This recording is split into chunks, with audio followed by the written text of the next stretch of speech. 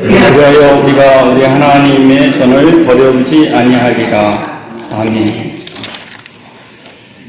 오늘 하나님과의 세 가지 약속이라는 말씀의 제목을 같이 나누고자 합니다. 예배 후에 어떻게 살아야 될까 하는 것을 보여주고 있는 대목입니다. 유대인들이 왜 84명이 여기서 서명을 하고 이름이 기록되어 있을까요? 약정서에 사인을 하는 것인데요. 하나님의 말씀을 듣고 예배를 드렸으니 이제는 말씀대로 실천하겠습니다 하는 걸 서명을 한 사람들이 84명인 것이죠. 여기에는 리더 그룹과 제사장들과 레위인들 그리고 백성들의 지도자의 명단이 기록되어 있는 것입니다. 이렇게 하나님의 성경책에 기록된 명단도 영광스러운데 저는 우리 삼성교회 모든 속한 성도님들이 결국 신앙생활의 인생의 궁극적인 목적인 하나님의 생명책에 기록된 사람들로서 그 축복을 감사하며 살아갈 수 있기를 소망하는 것입니다. 요한계시록 21장 27절 여러분 순서지 그 자료를 같이 한번 읽겠습니다. 요한계시록 21장 27절입니다. 같이 읽습니다. 무엇이든지 속된 것이나 가증한 일 또는 거짓말하는 자는 결코 그리로 들어가지 못하되 오직 어린 양의 생명책에 기록된 자들만 들어가리라. 결국은요, 우리가 예수 그리스도를 믿고 생명책에 저와 여러분의 이름이 기록된 그 하나님의 자녀된 그 확신을 가지고 사는 거예요. 이 확신 없이 그냥 허공을 치듯 인생을 살거나 신앙생활하는 게 아니란 말이죠. 생명책에 내 이름이 있는가 제일 먼저 확인해야 돼요. 그렇지 않습니까? 예. 내가 출석을 했는데 이름에 명단이 없으면 우리가 의장 명단이 빠졌습니다. 이름을 넣어주세요. 이렇게 하는 것처럼 제일 먼저 점검해야 되는 것처럼 신앙생활에 분주하고 바쁘고 뭐 게으르고 못하고 잘하고 떠나서 생명책에 나의 이름이 기록되었는가? 구원의 확신이 있는가? 하나님의 자녀로 보혈의 인치심을 받았고 성령의 인침을 받았나? 이게 참 중요합니다. 우리 이 자리에 있는 분들은 생명책에 이름이 기록된 것을 감사하면서 그 은혜로 살아가시기를 주님의 이름으로 축복합니다. 영광스러운 이름에 내 이름이 기록되었다. 그거 하나만 생각하면 모든 고난도 능히 이길 수 있다는 게 요한계시록의 말씀입니다. 서명한 사람들은 뭐 때문에 서명했는가? 첫째는 세 가지인데요. 이제 우리가 예배드리고 말씀 통독하고 우리가 회개했으니 이방인하고 절교하겠다. 그리고 두 번째 안식일을 지키겠다. 세 번째 예배자로 살겠다 하는 결단을 합니다. 30절을 우리 같이 한번 읽겠습니다. 우리의 딸들을 이 땅 백성에게 주지 아니하고 우리의 아들들을 위하여 그들의 딸들을 데려오지 아니하며. 이거는 국제결혼을 하지 않겠다는 그런 뜻이 아니라 민족주의의 뜻이 아니라 신앙의 순결을 지키겠다는 거죠. 솔로몬 왕이 왜 멸망했습니까? 그 정치적으로 외국의 공주들과 정략적인 결혼을 하면서 우상이 같이 들어온 거예요. 그러면서 거기에서 이방 풍속이 들어오게 되었고 신앙이 혼잡하게 되었던 겁니다. 그래서 이방인과 결혼하지 않겠다는 건 국제결혼을 반대한다는 뜻이 아니라 신앙의 순결함을 지키겠다는 거예요. 근데 왜 이방인하고 결혼했을까요? 한번 보세요. 지금 70년 포로로 살다가 돌아왔지 않습니까? 한마디로 자기 땅이지만 하나님이 주신 약속의 땅이지만 빼앗겼어요. 왜? 하나님의 것을 고백하지 않으며 살았기 때문에 아예 지난번에 말씀드렸던 것처럼 이 세상 풍습이 좋으니까 아예 그래 완전히 그 사람 종이 되라 이렇게 된 거거든요. 그래 하나님께서 70년 연단 후에 돌아왔는데 지금 이방 사람들이 주인이 된 거예요. 여기서 중요한 원리를 알 수가 있죠. 하나님의 것을 하나님의 것으로 고백하지 않으면 빼앗기게 된다는 원리를 배웠습니다. 시간과 물질이 하나님의 것임을 분명히 고백해야 되는데 세상과 타협하면서 세상을 살아가면서 사랑하면서 살았기 때문에 빼앗겼어요. 돌아왔는데 사업도 해야 되고 돈도 벌어야 되는데 그 터줏대감들이 벌써 70년 이상 외국 사람들이 살고 있으니까 뭐 사업이 잘 안 될 거 아닙니까? 사업을 하려면 이방 거기 먼저 사업하는 사람들하고 결혼을 해야 되는 거죠. 돈 벌기 위해서 또 지방에 살기 위해서 여러 가지 목적으로 이방인과 결혼해야 편하거든요. 편하고 성공하고 비즈니스도 되거든요. 그러니까 이제 세상 원리에 따라서 결혼을 했단 말입니다. 그랬더니 영적으로 다시 혼란해지고 하나님의 심판을 면치 못하기 때문에 이제 말씀을 보니까 섞이면 안 되거든요. 우리가 성경방에서 구약 성경방에서 배웠죠. 섞이지 말라. 섞이지 말라. 성경에 호세아 선지자가 고멜하고 결혼했는데 계속해서 그를 품고 기다려 주었죠. 저는 최근에 그런 생각을 합니다.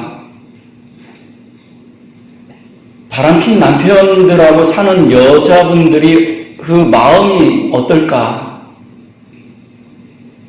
굉장히 더러울 것 같아요, 기분이. 신뢰를 못하는 거죠. 이 인간하고 내가 살아야 되는가? 기분이 말할 수가 없는 거예요. 물론 남자도 마찬가지지만 한 번 깨어지면요, 이 붙이기 힘들더라고요. 같이 살기 힘들더라고요. 도장만 안 찍었다 뿐이지 그건 이혼한 삶이더라고요. 그걸 보면서 영적으로도 마찬가지입니다. 하나님만 믿기로 했는데 세상하고 바람을 피우는 거예요. 하나님의 심정은 똑같은 거예요. 바람핀 남편이나 아내나 손 잡고 싶겠어요? 이게 영적으로 그대로 한번 생각해 보세요. 다른 사람 손을 잡고 있는데 그 사람 손을 잡고 싶겠냐고요.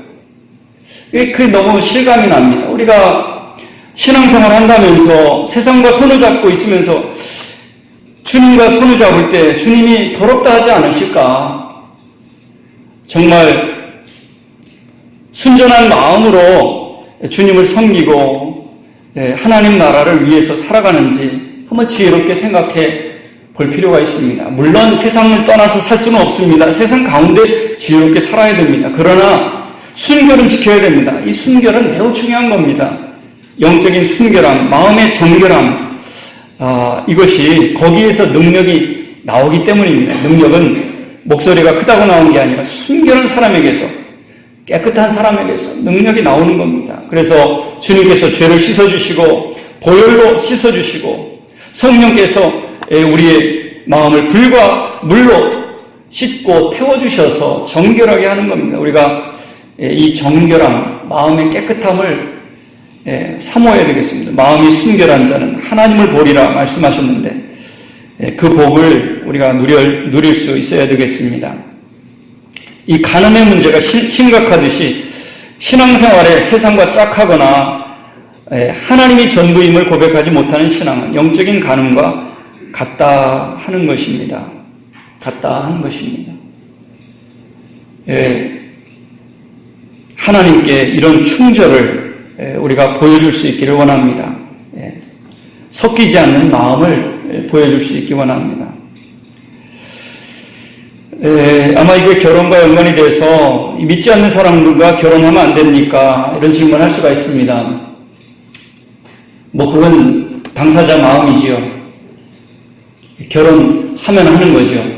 그러나 성경의 원리를 알 필요가 있습니다. 왜 결혼하려고 하느냐? 성경이 분명히 믿지 않는 자와 멍에를 같이 하지 말라고 그랬는데, 아이고, 내가 가서 선교하겠습니다. 한번 해보겠습니다. 우리는 사랑하니까 잘 될 겁니다. 한번 해보세요. 잘 될 건지. 힘들어요. 이 성경의 말씀을, 하나님 말씀을 분명히 말씀하시는데 안 지킨다. 복을 받을 수 있을까요? 받을 수는 있겠죠. 힘들어요, 근데.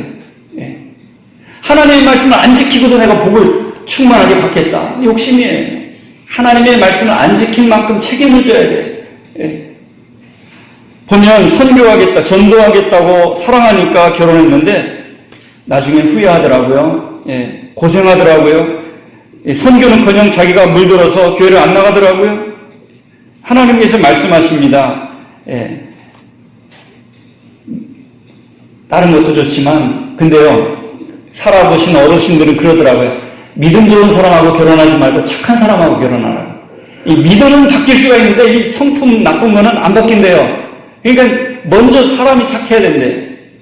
그래서 바나바도 착한 사람, 성령이 충만한 사람, 성경이 그렇게 기록됐다고 성경을 얘기해 주시더라고요. 먼저는 사람이 착해야 되고 그 다음에 믿음이 들어가죠. 믿음이 있어가지고 착한 사람이 성질이 안 바뀐다는 거예요. 그 성질대로 쓰니까 사람 좋은 사람 그리고 믿음 있는 사람 이런 순서의 원리를 따라서 신앙생활해야 축복의 원리가 그렇다는 겁니다. 안 그러면 많이 돌아가겠죠. 축복은 못 받는다고 말씀드리진 않습니다. 많이 돌아가는 거예요. 시간이 많이 걸리고 그만큼 연단받는 거예요. 그런데 당장 사랑하니까 결혼한다. 그럼 뭐 책임을 져야죠. 여기서 그런 영적인 순결함을 추구하기 위해서 사인을 한 겁니다. 두 번째 사인한 이유가 31절에 나타나 있는데요. 31절 우리 같이 한번 읽겠습니다. 혹시 이 땅 백성이 안식일에 물품이나 온갖 곡물을 가져다가 팔려고 할지라도 우리가 안식일이나 성일에는 그들에게서 사지 않겠고 일곱째 해마다 땅을 쉬게 하고 모든 빚을 탕감하리라 하였고, 이스라엘 백성들이 왜 70년 동안 포로 생활한 줄 아십니까? 이런 질문 아마 처음 받아보실 거예요. 왜 70년 동안 포로 생활했을까요? 안식일을 안 지킨, 안식년이 있어요. 안식일이 7일마다 있고 안식년이 7년마다 있는데 안식년을 안 지킨 횟수만큼 포로 생활한 거예요. 약 500년인데, 이스라엘 역사가 약 500년인데 70년, 그러니까 7년마다 쉬어야 되는데 하나도 안 쉬었어요. 왜 안 쉬었냐? 당장 일을 하면 돈이 들어오는데 왜 쉬어? 욕심이 난 거예요. 하나님의 말씀에 일곱째 날, 일곱째 해는 쉬어라. 땅도 쉬고 종도 쉬고 너희도 쉬어라. 내가 궁핍하지 않게 주겠다 했는데 안 쉰 거예요. 그러니까 약 500년, 490년 동안에 70년을 안 쉰 거예요. 열심히 일한 거예요. 그 해만큼 완전히 하나님께서 쉬게 한 거예요. 땅들과 종들을 다 쉬게 한 거예요. 그래서 그 하나님의 방법은 인간의 방법으로 막 그 말씀을 바꾸려고 하면 도루묵이 되는 거예요. 열심히 수고했는데 헛수고라 이 말이죠. 그래서 안식일은 10계명에 기록되어 있습니다. 예수님의 부활이 주일이 안식일로 바뀌었죠. 하나님께서 창조하심을 믿고 이 손댈 것이 없다, 완전하다, 하나님이 주인됨을 고백하며 그 안식을 누리는 거죠. 안식을 누린다고 해서 우리가 많이 얘기합니다. 목사님, 주일날 제일 힘듭니다. 일주일 동안 일하고 주일날 아침 6시부터 저녁 10시까지 교회에서 봉사하는데 제일 힘듭니다. 그런데요, 우리가 주일날 신앙생활에 있어서 제가 8년 동안 고민하는 게 있어요. 찬양대가 우리가 연습이 1시부터 하죠. 2시까지. 그 시간이 사실은 신앙교육 시간이 돼야 되고, 찬양대는 토요일이나 예배 후에 연습을 해야 이 봉사가 되는 겁니다. 그 시간에는 어떤 선교의 모임이나 신앙훈련이 이루어져야 되는 시간이에요. 그게 제일 안타까워요. 그게 제일 숙제거든요. 그 시간에 다른 모임을 하기 힘들어요. 청년부 모임 하다가도 올라가야 돼요. 한 20분 하다가 올라가야 돼요. 그럼 청년부나 선교회나 소그룹이 안 돼요. 그래서 올해 한 주만 지금 찬양대를 하지 않지 않습니까? 그래서 이 찬양대가 결과적으로는 뒤로 가야 된다. 목사님 아침부터 어떻게 내일 5시까지 있습니까? 이건 핑계예요. 사실은 10시까지도 봉사할 수 있는 게 생각의 흐름인데, 우리는 가급적 찬양대가 1시에 하니까 오후 예배는 자동으로 빠지는 거예요. 찬양대 끝나면 자동으로 가는 거예요. 그래서 오후 예배 드리는 사람만 손해예요. 이 에너지가 막 빠지는 교회예요. 우리 교회가. 에너지를 모으려면 그 예배를 드리고 찬양 연습을 해야지 헌신이 되는데, 예배 빠지는 핑계가 되는 거예요. 찬양대 참 훌륭하게 잘하는데 전체적으로 봤을 때 그런 고민을 제가 8년 동안 해오고 있다 하는 것입니다. 그래서 그 시간에 구역에 지금 지난주 구역 연합 모임 보니까 10서너 분 나오셨어요. 이런 구역 모임이라면 꼭 있어야 되는가 하는 생각이 듭니다. 그래서 남자분들, 구역 모임 안 온 분들 잠깐 주일날만 예배 드리는 분들, 이런 분들이 서너 명이 모여서 같이 기도하고 말씀 나누고 이야기도 하는 그런 교회가 되어야 된다고 생각합니다. 그래서 그 시간을 신앙교육과 삶의 서로 교제의 장으로 활용하고, 진짜 헌신은 토요일이나 아니면 주일 아침 일찍 아니면 예배 끝나고 개수나 찬양들을 해야 비로소 교회가 예배 중심으로 가는데, 이거는 찬양대원들이 예배를 빠진다. 이것은 교회 얼굴들이 예배를 빠져도 됩니다 하는 광고를 하는 것인데 문제가 있다는 겁니다. 그래서 이런 어떤 교회의 체질 개선이 이루어져야 된다 하는 것들을 오래전부터 기도해 오고, 그런 것들을 점차로 단계적으로 또 시도하려고 생각 중에 있습니다. 안식일 문제는 하나님의 주되심을 고백하는 거죠. 이 말 하다가 이제 옆으로 샜어요.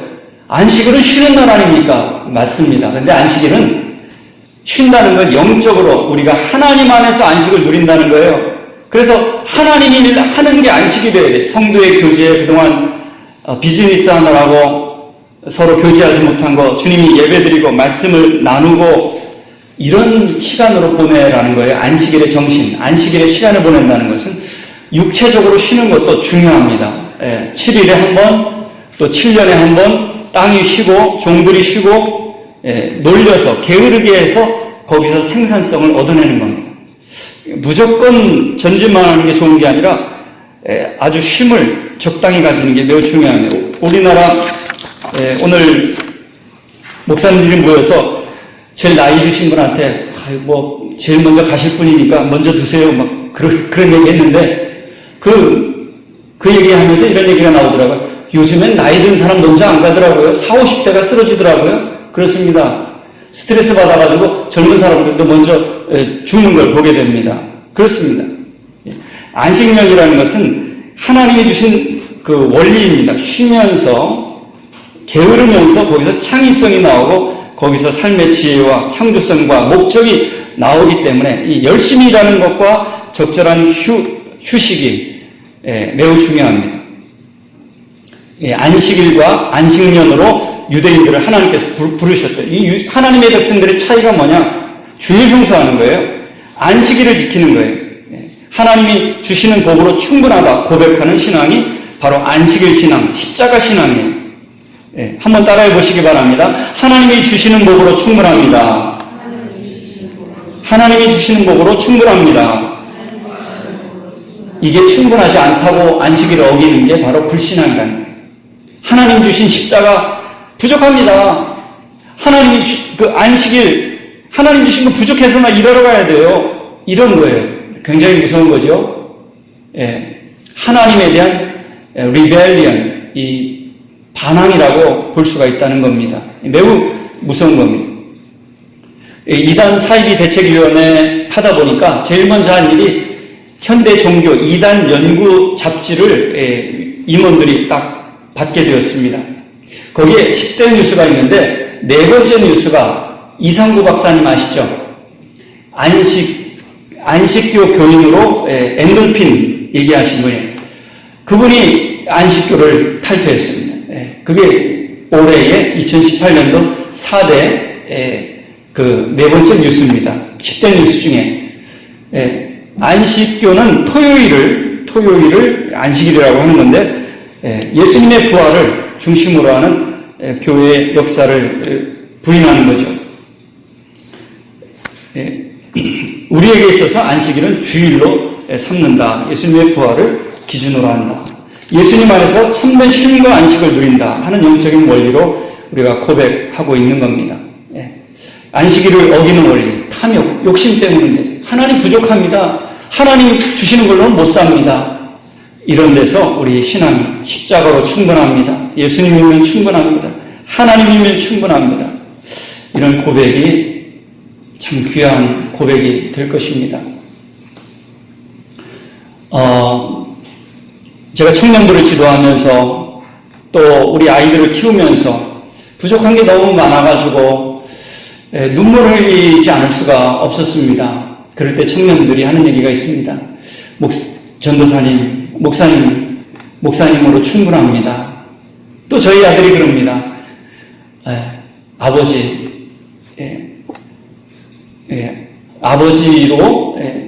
나의 아버지 된 게 고맙습니다. 아버지로 충분합니다. 이런 고백을 하는데 얼마나 부족한 걸 제가 아는데도 얼마나 감사한지 몰라요. 하물며 부족함이 없으신 하나님께 하나님 주신 거 충분합니다. 감사합니다.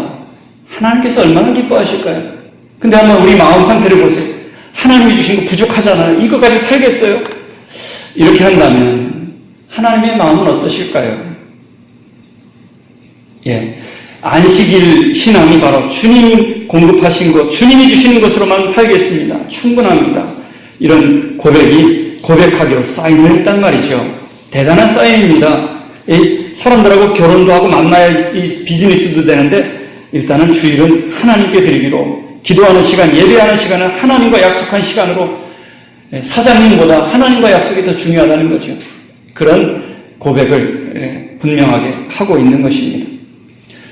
그렇다고 해서 기독교가 사람들에게 무거운 짐이 되거나 율법이 되서는 안 됩니다. 그래서 이 대천덕 신부님은 강원도 쪽에 목회를 수도원에 계셨는데 그런 얘기를 했어요. 주일날 예배를 저녁 때 드려야 된다. 왜 그러냐니까 어부들이 새벽에 나가서 아침까지 새벽까지 일하기 때문에 중요한 것은 안식일을 주일을 지키는 게 중요하지 꼭 11시라는 말이 없지 않느냐. 그 사람들은 생활 패턴이 다르니까 저녁 시간을 주일 대예배로 해야 된다. 이렇게 말합니다. 제가 말씀드리고 싶은 건 하나님의 말씀을 지키는 정신이 중요하지 11시 안 지키면 다 틀렸다. 이런 뜻은 아니에요. 정신이 중요합니다. 11시에 예배 안 나왔으니 정죄를 하거나 그러자는 건 아닙니다. 이 하나님 중심의 고백이, 신앙의 고백이 중요하다는 원리입니다. 우리 삶의 현실을 무시하자는 얘기가 아닙니다. 세 번째로는 예배자로 살겠습니다. 39절을 같이 한번 읽겠습니다. 39절 읽습니다. 곧 이스라엘 자손과 레위 자손이 거제로 드린 곡식과 새 포도주와 기름을 가져다가 성소의 그릇들을 두는 골방, 곧 섬기는 제사장들과 문지기들과 노래하는 자들이 있는 골방에 둘 것이라. 그리하여 우리가 우리 하나님의 전을 버려두지 아니하리라. 하나님의 전을 버려두지 아니하리라. 이게 바로 예배자의 결심입니다. 예배드리는 건 건물하고 아무 상관이 없다? 아닙니다. 건물 상태를 보면 예배자의 상태가 드러나는 겁니다. 우리 교회 계단을 보면 계단이 부서졌어요. 폐허 수준이에요. 여기 사람이 사나 싶을 정도로 처음에 온 사람들은 그런 인상을 받기에 족합니다. 지금까지 방치해두었습니다. 이제는 고쳐야 됩니다. 그 예배만 드리면 된다. 성도만 잘 모이면 된다. 교제만 잘하면 된다. 아닙니다. 건물의 상태가 그 영적 상태를 그대로 나타내 주는 겁니다. 이건 개선해야 될 부분입니다. 물질과 영적인 건 같이 갑니다. 물질의 상태와 마음이 있는 곳에, 내 보물이 있는 곳에 내 마음이 있다고 그랬습니다. 물질의 헌신이 없으면 영적으로 침체할 수밖에 없으며 영적으로 깨어있으면 물질의 헌신이 따라오지 않을 수가 없습니다. 여기서 하나님의 성전이란 말이 세워보니까 9번이 나옵니다. 하나님의 성전을 방치한 거예요. 먼지가 날리는 거예요. 부서져 있는 거예요. 문짝이 떨어지고 등한시했고, 그러니까 뭐예요? 예배드리는 사람이 없어졌다는 거예요. 예배드리는 사람이 교회 그 성전에 그런 부분을 가만히 놔둘 리가 없는 거예요. 그리고 제사장들이 먹을 거리가 없어요. 사사기에 보면 제사장이 없지 않습니까? 남의 제사장을 뺏어가지 않습니까? 그래 전쟁이 일어나죠. 그 영적인 침체 원인이 건물이 무너진다, 폐허가 된다. 요즘에는 뭐 건물이 너무 지나치게 욕심 덩어리여서 문제지만 건물이 무너지는 것도 문제입니다. 건물이 폐허가 된다. 두 번째, 제사장들이 살지를 못한다. 먹고 살지를 못한다. 그런 현상이 지금 느헤미야 시대에 일어났던 겁니다. 그래서 뭐라고 하니까 건물을 수리하겠습니다. 건물에 늘 제사를 드리기 때문에 나무가 필요한데 나무라도 돈이 없으면, 짐승이 없으면 나무라도 갖다 드리겠습니다. 그러면서 모든 사람들이 참여한 겁니다. 그리고 제사장과 레위인이 먹고 살기 힘들어서 교회가, 성전이 운영이 안 되니까 우리가 11조를 드리겠습니다. 이런 각서를 쓴 겁니다. 각서를. 성전 세금이 있거든요. 여러분, 성경의 구약에 보면 성전을 유지하기 위해서는 돈이 듭니다. 성전 세금을 모든 20세 이상의 남자들이 매년마다 내게 되어 있습니다. 이건 건물 짓자는 게 아니라 예배를 회복하자는 그 정신이에요. 그 다음에 나무세를 34절에 해마다 우리 토지 소산의 만물과 각종 과목의 첫 열매를 여호와의 전에 드리기로 하였고, 34절이군요. 나무를 드리는 게 아주 재밌습니다. 하나님의 전에 바쳐 율법에 기록한 대로 우리가 하나님의 전 여호와의 제단에 사르게 하였고, 뭐를 바쳤나요? 각종 종족대로 해마다 정한 시기에 나무를 하나님의 전에 바쳤다. 제사를 드리려니까 나무가 필요하거든요. 제사장이 되기는 힘들어요. 제사장이 다는 못 돼요. 그 다음에 소나 양을 바칠 수는 없는 사람도 있어요. 그러나 나무는 누구나 드릴 수 있다는 거죠. 삼성교회가 내년도 우리가 사역할 때 한 사람이라도 나무를 갖다 드리는 심정으로, 어떤 사람은 주보를 줬고 어떤 사람은 이렇게 물이라도 떠다 놓으시고, 이런 것들 돈이 들어가는 게 아니거든요. 어찌하든 화장실에 휴지라도 바꾸고 그러면서 참여하는, 한 사람이 한 가지라도 봉사하는, 그렇게 자기 자리를 찾아가는 그런 예배 정신이 회복된다 이 말입니다. 그런 참여를 통해서 예배와 그런 봉사가 무관하지 않다는 겁니다. 그냥 예배만 드리겠다 하는 것이 아니라 성전을 가꾸고 돌보고 관심을 가지는 게 예배의 삶과 연결되어 있는 것을 보게 됩니다. 그 다음에 35절에서 37절은 홍해 출애굽할 때 가장 먼저 첫 것은 내 것이다 하나님이 선포하셨죠. 첫 소산물, 첫 열매, 처음 난 새끼, 이런 것들을 다 주님께, 하나님께 드려서 성전과 제사장을 위해서 쓰이는 신앙의 고백이 나타나도록 성경대로 지금 회복하는 것을 성경대로 실천하겠다고 순종하고 있습니다. 37절부터 39절에는 11조를 드리기로 말하고 있습니다. 11조 용도는 세 가지입니다. 레위인과 제사장을 위해서 쓰고요. 그 다음에 성전 매년 제사를 위해 쓰고요. 세 번째는 가난한 자를 위해서 쓰게 되어 있습니다. 11조를 하는 데 있어서 아까워하는 마음이 들 수가 있어요. 왜 아까워합니까? 이유는 한 가지입니다. 이 하나님의 물질이 하나님의 것이 아니라 내 것이라고 생각하기 때문에 아까운 거예요. 하나님의 것이라는 고백으로 10분의 1을 드리는 건데, 내 것이라고 생각하는 사람은 도둑질하는 것이라고 성경은 말하고 있어요. 그래서 그거 아깝다는 자체가 벌써 하나님이 받지 않으시는 거예요. 하나님 거니까 하나님의 것이라는 표시로 10분의 1을 드립니다. 그게 바로 11조지요. 아까워하는 마음이 아니라 사랑하는 마음으로, 마치 사랑하는 사람에게 식사를 대접할 때 어떻게 하면 싼 거를 사줄까, 이게 아니라 그래서 그런 말 있지 않습니까? 감사헌금을 얼마나 하면 좋겠습니까? 예수님이 오시면 식사 대접할 정도로 하시면 됩니다. 예전에 이런 말이 있습니다. 사람마다 기준이 다르니까요.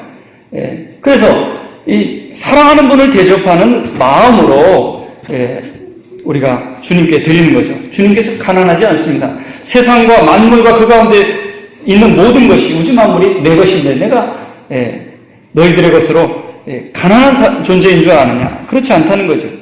또 하나 11조를 하는 데 있어서 실수가 있습니다.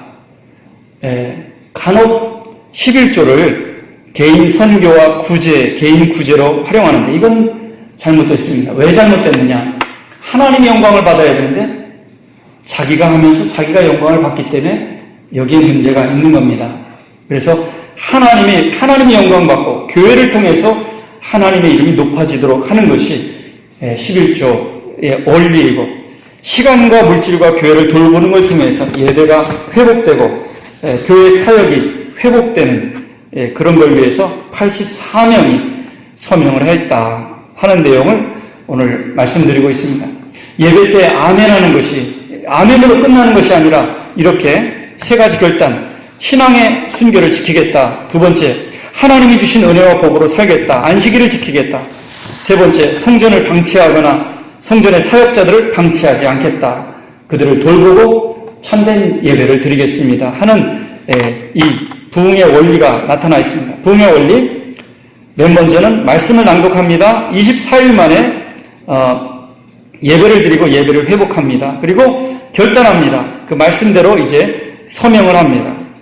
우리 삼성교회가 말씀을 읽고 예배드리고 이 말씀의 원리를 따라서 하나님께 헌신을 서약하고 2019년이 열매 맺는 귀한 한 해가 될 수 있기를 소망합니다.